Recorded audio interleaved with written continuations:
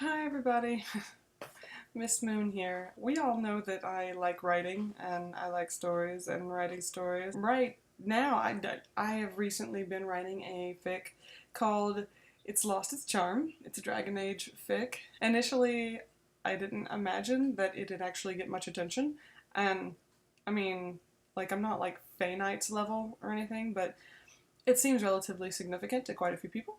And you know me, I love writing stories and making video and dialogue, so I figured why not try and incorporate all of those things so that I could make a video for my readers and have a dialogue with them, sort of.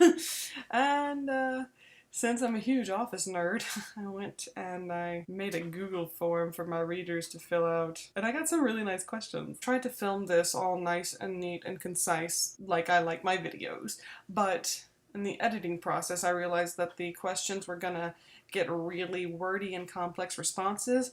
So this is your first official warning, and probably your last, that this promises to be a lengthy and babbly video. Also, tell me who you are, because I really want to be able to say, oh hey, it's Koozie, or what's up, Chris, or oh, holy hello, it's all caps. Anyway, I have divided the video into 3 neat and easy sections. Right now you're watching the intro section.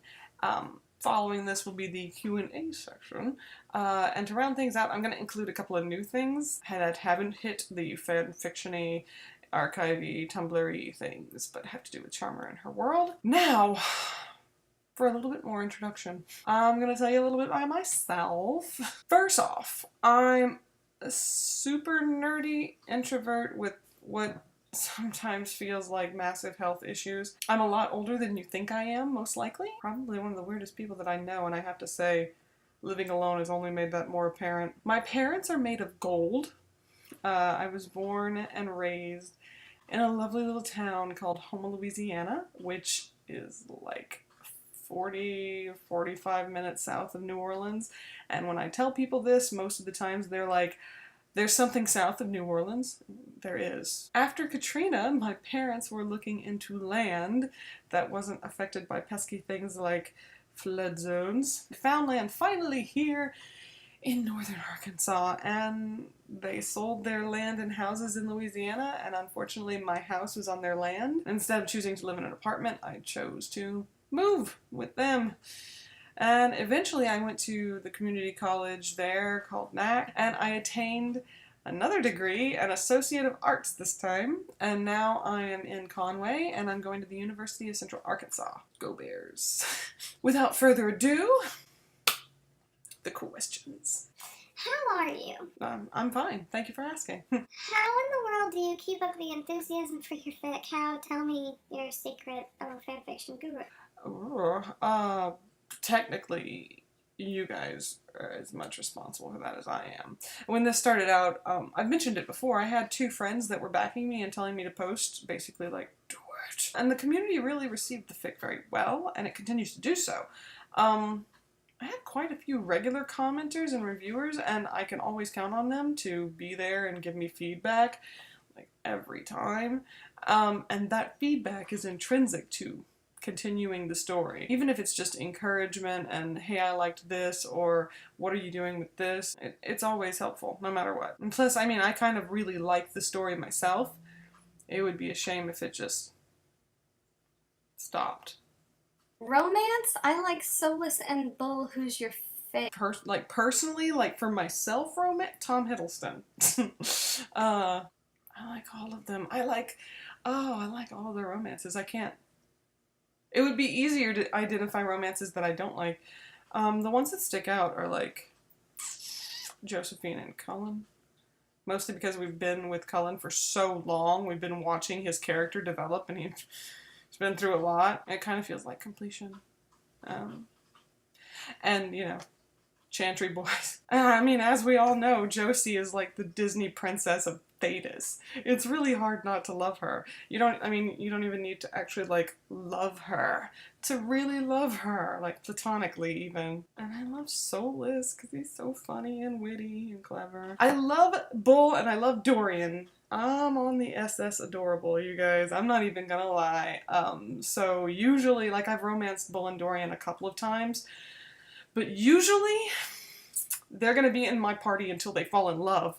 That's just how it's gotta be. I don't really like lace hardings because there's not enough of it. I want more. Thank you very much. Adorable freckled cupcake. And Sebastian, because seriously, those are my options. What the hell? Who was your inquisitor?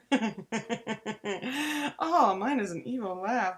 I have like 18 inquisitors. I like playing from all the angles. It's the God, ever since I started gaming, I make like a million different characters though.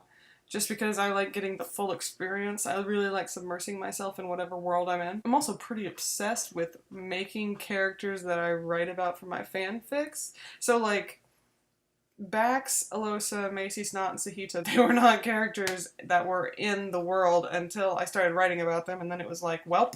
I usually make a person for every race. I'm so excited we got to play Kunari, like, boom, excited, Vishath, whatever. One for every race, and then I'll get curious about like how it varies from class to class, race to race, and before you know it, I've figured out personalities, and I've come up with different things on my own, and the romance options and the customizations. It's crazy. And as for like, I mean, my first Inquisitor, I've liked to fool people into believing that my first Inquisitor was Arin, because that's the Inquisitor that I'm canon writing about one day, maybe much later. But I always make a character to test the waters and get my bearings, and so my first Inquisitor was actually a Dalish elf called Finch. And he started the bird names motif that I have going on now. He's a dual-wield assassin, and he romanced the pants off of Dorian. He's my poor little trash baby. Nah, I'm good, brah. Actually, there was one thing. How far do you plan on going in this idea and decide, nope, can't do it anymore, or this is a story? Ideally, I feel like the story could go till Cariffy Face bites it. I mean, that feels like the most logical place to conclude it right now. If I have more ideas later, I might make a companion piece or a, God forbid, a sequel. I talked to my friends about dividing it. Like the idea was, hey, do you think it would be better if I wrote up to them getting to Skyhold and then cut this fic off and then had a companion like sequel that was them in Skyhold and what Charmer's role would be and how the dynamic would change and everything. But they seem to think that it would be better to have it in one place as a massive fic, and I like massive fics too, as long as they have cute little chapter names so that I can identify where things are. Because I'm pretty sure I'm not the only one that's been like, I love this chapter, I'm gonna reread it 5 times.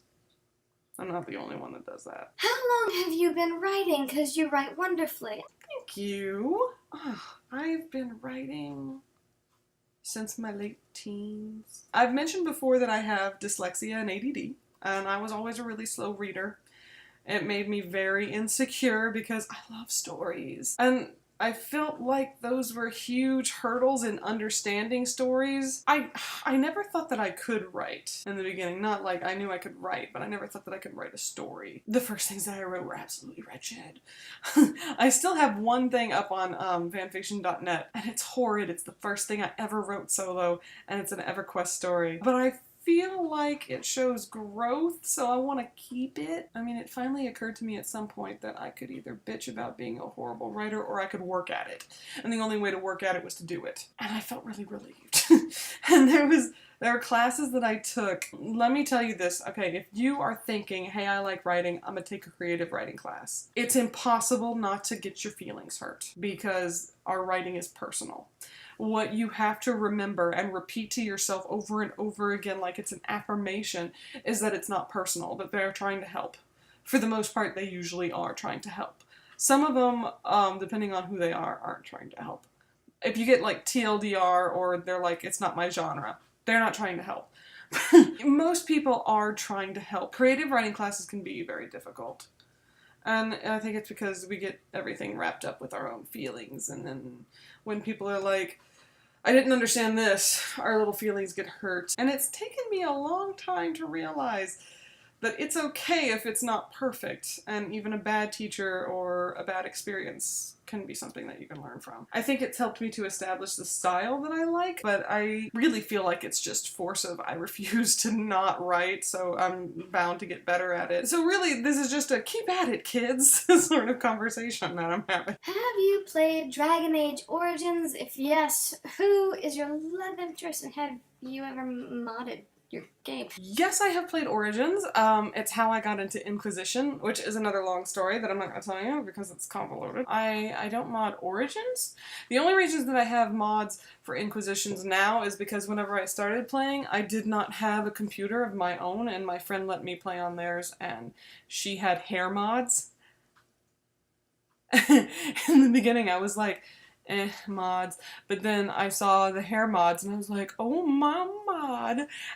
So I got a couple. As for the Origins love interest, all of them. I accidentally romanced Liliana without even realizing it the first time. When she came to me and she was so obviously hurt that I had like shown interest in somebody else, I closed and restarted and restarted from a save point before she had started being interested and made different decisions, because that's how seriously I took it. It was just like, nope, I can't. She's my best friend. The ability to ninja romance is pretty extreme in Origins. One minute I was giving her a gift and then she complimented my hair and then she was interested. It was that sudden, and I was just like, what did I do? Because I didn't know what I was doing with the game back then. Which is probably why you have to be aggressive about flirting now. I mean, it's probably not going to surprise anybody who's read The Long Haul, but I think my first character was my Tabris, Krista. I don't think it's a spoiler to say that she romanced Severin. That's in the fic. When did you get the inspiration to write the story? When? Yeah, probably a couple of months before I posted it. I think I posted it November of last year. I'd been working on a bunch of Dragon Age stuff that wasn't published at all. Because here's the thing, you gotta write for yourself. A lot of people think, is this good enough to publish? Not cuss that, okay? As a person who enjoys narrative, you are allowed to give yourself narratives. There is not a gamer alive that thinks poorly of themselves for either buying a game or playing a game for free. So why is it a surprise that people who write would write for themselves and only for themselves? It's fine. Now, you know, like later on if you want to publish, maybe spin a few edits and then, yeah, no, totally. That might make somebody smile. Publish that. Yeah, that's up to you. But I mean, as a writer, I give myself the opportunity to write for myself, for fun, for whatever I want. Because the minute that it becomes a thing of, it has to be good enough, it starts to become a chore and less of something I love to do. Now it's cathartic, but if I have to do it, then it's going to be not so. Anyway, that rant aside. Yeah, no, it was probably a few months before I published it, and it's safe to say a few days after I told my friends about it. If they hadn't been as supportive as they were of the concept, I probably would have sat on it for another like couple of months before publishing it. And I had lost my fanfiction.net stuff, so I didn't publish there until much later, and by then I had to familiarize myself with the fanfiction.net settings and reformat chapters and stuff, so yeah. I love how you take time with the details and development of each character. It can be so easy to gloss over, especially since Dragon Age has such a large cast of characters. Please keep up the amazing work in this area. Thank you. I guess I want to say I'm really funny about characterization. It's not the right term. I go on wild tangents all the time with characters, like my characters and Dragon Age characters. It helps me like really flesh things out, so to speak. I like to entertain crossovers and AUs with Charmerverse and just with Thetis in general. Thetis versions of like Jurassic Park, Star Wars, all that jazz. Star Wars is my current favorite right now. But like my current favorite AU tangent is one that would have Amy back in college during the beginning of her second semester. Before she and Jamie were actually close, it was one of her worst times and it led to a lot of personal growth. I like the idea of entertaining like the Inquisition folks at college. Like Thetis AUs are really tricky. I figured out that much. Like sometimes the Iron Bull is just this huge athletic guy and sometimes he's a huge athletic Canary guy. I really like it whenever the races of Thetis translate. So I like keeping that, even in AU tangents. And translating that dynamic is, I mean, it takes a lot of maneuvering, but yeah. I don't think anybody's gonna care about the tangent. What? Okay, this one I get a lot. Why is she stuttering? It's really annoying. I'm really sorry. Amy has a version of aphasia. It's about as annoying for her to communicate as it is for people to try and understand her. Essentially, what happened is, and I don't even know if this is like spoilers or not, but a rift opened up near Amy and it sucked her into the Fade, and then it closed, and then she went through the Fade until she came out near a huge outcropping of red lyrium. In fact, she was very close to Sam. They came out of the same rift, but the soldiers were eyeing this dude that fell out at the Fade, and they didn't see her, mostly because she was unconscious and still, and Sam was all, get her out of here. I really like the idea of doors opening from both sides, so I like the idea that while Sam came out, like if the rift were here, and Sam came out from the rift from like this side, Amy came out from that side. I know it's silly, but it's one of those, I don't physics, but it's something that I play around with. Aphasia isn't always permanent, and there are different types of aphasia, and it usually happens because damage to speech centers in the brain. I reason that being ripped through dimensions causes quite a bit of damage. So there's a lot of neurological damage, and Amy's having to cope with that. This ties to the one before. Will you ever let them fix her speaking problem? Yes. Yes. Yes. Yes, I will. I'd like to say soonish, but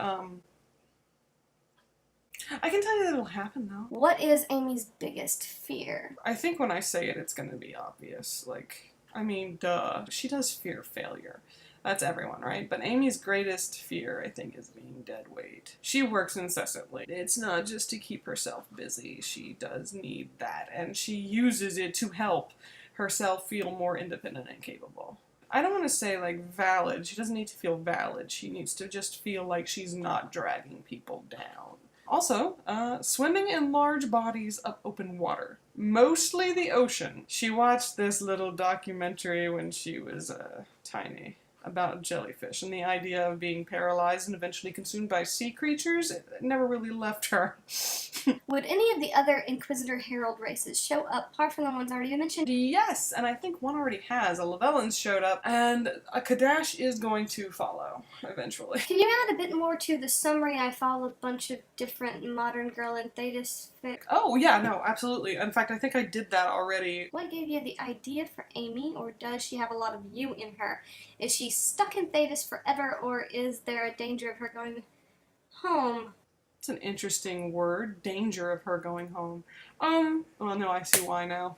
Let's take it by the numbers here. I mention a lot how much I loathe the Mary Sue trope. That being said, the first inclinations I had of Amy, and I hate to say it, but it came from a dream.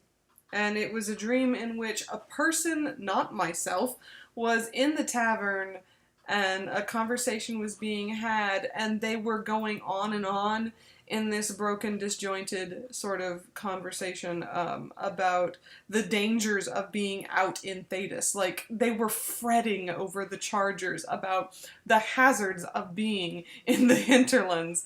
And that conversation is going to translate at some point. I am going to write that into It's Lost Its Charm, and it's going to be funny. Anyway, I woke up from this dream, and I was just like, that was hilarious. I wonder if I should write some of that. And I kicked it around for a little bit, and I let it simmer, and then I started thinking about who this person was. And they were very physically fit and capable. So then I told my friends about it, and they were like, yes! And I put more stock into it, and after like 4 days of constantly coming back to the idea and writing a little bit more and more, I had what I have now. All of that being said, as for how much Amy and I are alike, I think that Amy does pull a lot from me, because it's impossible to write a character that's not a little bit like you. I would be willing to say that the measure of our similarities is probably equal to the measure of our differences.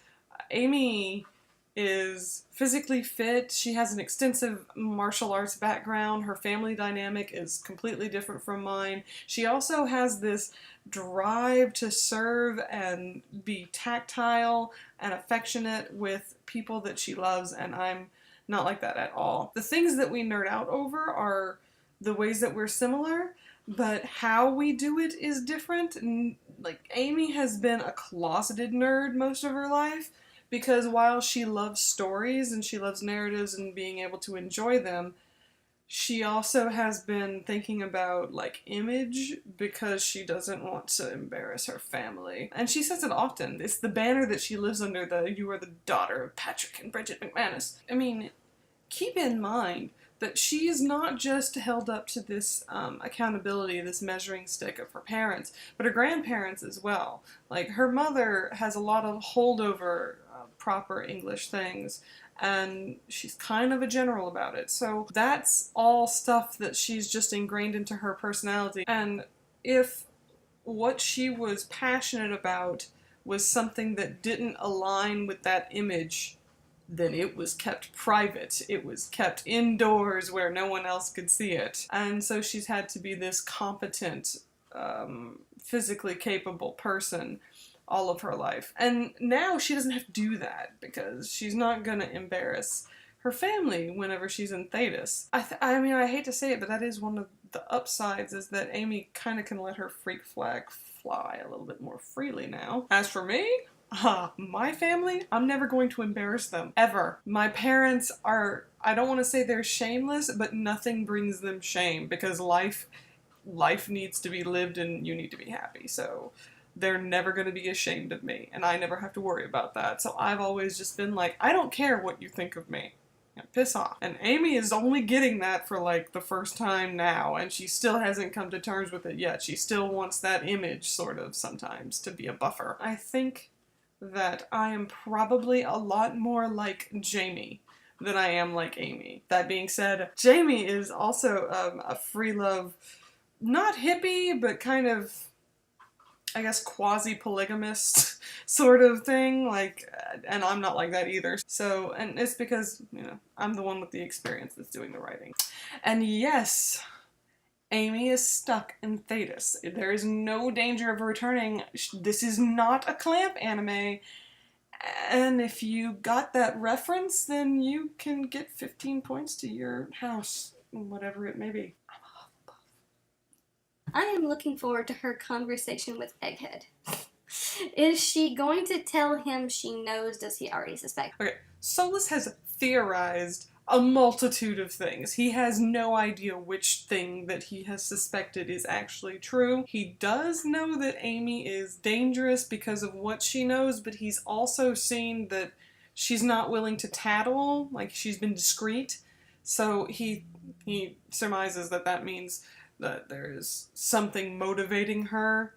There's a bunch of significant glances that they have shared, and he's not sure what to make of it, but he knows that they're significant, and he's also in a place where it would be risky for him to make any sort of move, so he has been also very discreet and very hesitant to do anything about it. Amy and Solus are going to be having a private discussion pretty soon, and the way, because I like to feel things out, and the way that I've been feeling this, and she's going to feel that there's no point in actually, like, even if she tries to hide it, he's going to assume that she's being not truthful, so it's better to be forthright. And I think she's probably also going to be pretty frank about the fact that even if he were to decide to do things the way that she has seen that he would do it, where he might actually end up breaking the whole world, she's still going to keep herself quiet, and she's still probably going to at least minimally support him, because there's a part of her that loved him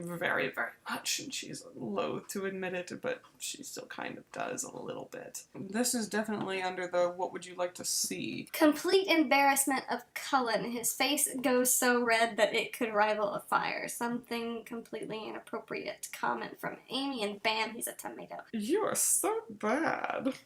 I like you. That will happen, probably more than once and by different degrees, and I have a feeling Cullen's gonna try and fight back in his own way. Technically, I mean, he's already had, like, the first brush of embarrassment. That's gonna happen a couple of times, and yeah, often. A full-on psychotic break from our lovely Amy. Just crazy shit off the wall, Mad Woman's psychotic break. Not necessarily violent, just ravings and addled talk and random futures. Okay. That's gonna happen. Stop reading my mind. It's gonna be a couple chapters from now, but I don't want to say soon because it's like a lot of things are happening soon, but there's going to be circumstances. She's going to trip the light fantastic. And it's very necessary, or it will be, because when the thing happens that makes her do that, there's going to be other things. It's dominoes. I can't say anything without spoilers, but yes, that's going to happen. Does Flemeth play a role in ILIC as she has in Dragon Age Inquisition? Or are you trying to make things different with her? Yeah, I mean, like, you can't take Flemeth out of Dragon Age, so I don't think that she's going to be directly involved with Charmer, but she's still important to the universe, so she's there. She's around. Can she cook or just bartend? Because cooking escapades could be funny. Amy is a relatively decent cook, but it's not like professional talent. Like, she's not gonna win awards or be held. She's not gonna be the next Rachel Ray of Thetis. But she knows her way around the kitchen, and there was a couple of ideas that I had about Skyhold shenanigans in the kitchen. Mind reader. Why not Bull? He's my favorite. I mean, they could have a fling, but I mean, Amy really, really does not do casual, and she wouldn't be with Bull as long as he was a member of the Kyun. She views it as, I mean, damn near a cult. And as long as it has a hold on him. Well, I really hope you keep Solus as an option for romance. I think it would be intriguing to see their dynamic work.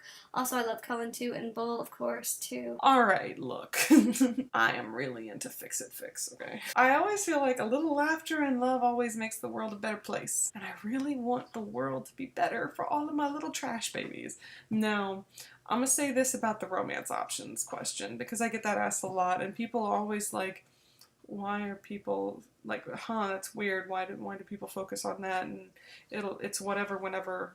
But I get it, because the story's labeled romance, so there really should be romance. But I mean, I feel like in order for love to be real, it has to grow, and it has to have a good foundation.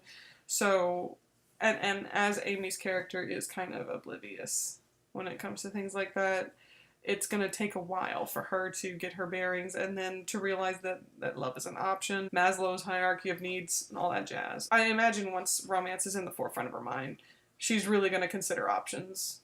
Maybe. And then she's going to get a little flustered. But here's the thing that maybe none of you are banking on. Amy is not the only romance options for romance options. There are other people around, like, no one asked me, hey, who's Bax gonna get with? Or, is Sahita gonna be with somebody? You guys should be asking that. Is Amy spiritual? Does she believe in God? Ooh. If you ask her about religion, Amy would say Reformed Catholic, hopeful Buddhist. I think because she wants to believe. I think that she understands the place of ritual, and she wants to be spiritual, and she wants to believe that there could be benevolent forces, but in order to believe in benevolent forces, she would have to believe in malevolent forces. So I guess hopeful agnostic is more what she is. She's also, and I think it's in the fic somewhere, she says something like, she's Buddhist because there's no religion that's like, hey guys, let's not be dicks to each other. So yeah, I think that she wants to believe in God, or she would like to be more spiritual. She certainly understands how other people could feel more spiritual, but she has never had that one-on-one connection to any higher being, so it's kind of difficult for her. But at her core, she's not overly skeptical, but she is logical enough to question. Yeah, I think she's a hopeful agnostic. Last question, comment thingy. A good ending. So many stories in real life have a bad ending. Yeah. As I've said, I like fix-it-fix. I love romance stories. And it was Haldir that said the thing about the world is grown full of peril, and in all lands love is mingled with grief. And I feel that on a deep spiritual level, to the point that I can see how it's influenced my love of narrative. When I was young and I was very sickly, eventually they found out what the problem was, and it was a long and hard road. And I guess I've never really been hardy in hail. I live in chronic pain. The number of health issues is great. I don't like to talk about it. It doesn't make it any better, and then people feel uncomfortable. So I combat it with humor and weirdness and a deep, immersive love of narrative. And these stories are where I've taken my shelter, and they're what's kept me going. So they're important, and when I'm writing, I remember that while love and grief mingles to provide realism, there should always be something that helps us to keep coming back and keep going. I hope that answers the question. Okay, we have gotten through the questions and answers, so we're gonna move on to the new stuff. I'm a little ashamed of myself because I actually made Amy an Inquisition. I don't know why, but that makes me feel really guilty. I'm never 100% satisfied with my attempts because I feel like I really suck at visually making characters at any point. And you know what? Here's the photo right here. Once again, I'm never satisfied with my attempts at making people. Like, I can conceptualize them like nobody's business, but to actually visually create them, I suck. I suck at art. I suck at that. So this is the nearest that I can get to what I feel she looks like. Someone asked if there had been any artwork for the fic, and I was like, no, if there had been, you guys would have seen it. Like, it would have been on Tumblr and AO3 big time, and I would put links to it on fanfiction.net chapters because, oh my gosh, I would have printed it out and put it on my wall. I am a broke college student, so the likelihood of me commissioning something is slim. Next thing, so I mentioned before that I had a few friends that encouraged me to the ILIC fic to post that. I used to live with them. We moved to Conway together to go to school, and we leased this fantastic apartment together for like a year. We had another friend too, but it was the three of us that had similar enough hobbies and loves and stuff. We all loved Dragon Age, and we all loved gaming, and we all loved writing and food and other stuff. So there was a thing that we decided to do, and we did it a couple of times. We had writing parties. Basically, one of my friends was like, look, we want to do a thing where we all write a one-shot, and it's got to be something smutty. And then we get together on the weekend, and we eat fancy cheese and meats on crackers and have some drinks. And so we did. For lack of a better term, we had smut parties. And they're probably going to be called smut parties for the rest of my life, just because, even if we're not writing smut, it's just funny to say it's a smut party. And we did it a couple of times, and the stories that I wrote were in the Charmer universe, but they're all pretty, it's totally AU, and it doesn't fit with the fic at all. But if you guys were interested in it, I would be willing to post it as a Charmer AU or disjointed timeline sort of thing. So, any takers? And I guess that's it. Hold on, let me get rid of this. I can get rid of that. Yes! Okay, I hope you guys liked the video. I hope you guys really liked the story, too. So, yeah. This is, Miss Moon signing out.